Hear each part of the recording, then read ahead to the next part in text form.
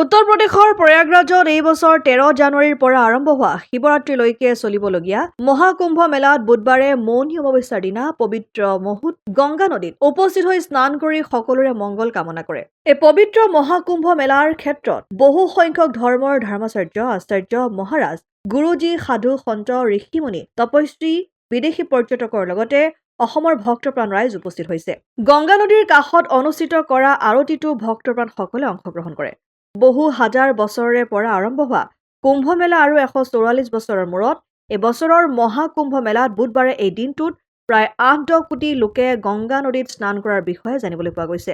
মহাকুম্ভ মেলাৰ প্ৰথম দিনটোতেই প্ৰায় 3.5 কোটি ভক্ত প্ৰাণ ৰাইজে গংগা নদীত স্নান কৰাৰ লগতে উপস্থিত হোৱাৰ বিষয়ে জানিব পৰা যায়। লোকবিশ্বাস অনুসৰি কুম্ভ মেলাৰ দিনকেইটাত গংগা নদীত স্নান কৰিলে পাপমুক্ত হোৱাৰ প্ৰবাদ চলি আহিছে।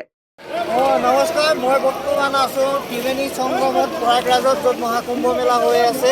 এই মহাকুম্ভ মেলা হৈছে 12 বছৰ মূৰে মূৰে 146 বছৰ পাছত মহাকুম্ভ মেলা হয়, য'ত নেকি দুৰ্বাসা ঋষিৰ অভিশাপত ইন্দ্ৰ ৰজা দুৰ্বল হোৱাৰ হেতুকে ইয়াত সমুদ্ৰ মন্থন কৰিছিলে। সমুদ্ৰ মন্থনৰ ক্ষেত্ৰত 14বিধ সম্পদ ওলাইছে, দুষ্পাদ্য সম্পদ, আৰু এই সম্পদসমূহত শেষত অমিত কলহ জমন্ত্ৰী লৈ ওলাই আহিলে। ওলোৱাৰ পাছত ইয়াত পৃথিৱীত 4টা জেগাত কৰিছিলে বুলি কৈছে। এটা প্ৰয়াগৰাজ, এটা হৰিদ্বাৰ, এটা নাচিক আৰু উজ্জয়নত।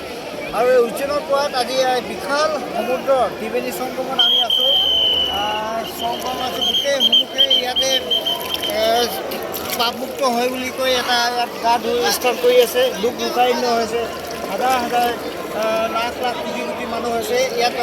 উত্তৰ প্ৰদেশ চৰকাৰৰ মতে আজি মণি অমাৱস্যাত প্ৰায় 10 কোটি লোকে ইয়াত স্নান কৰিব বুলি এটা প্ৰচাৰ চলি আছে।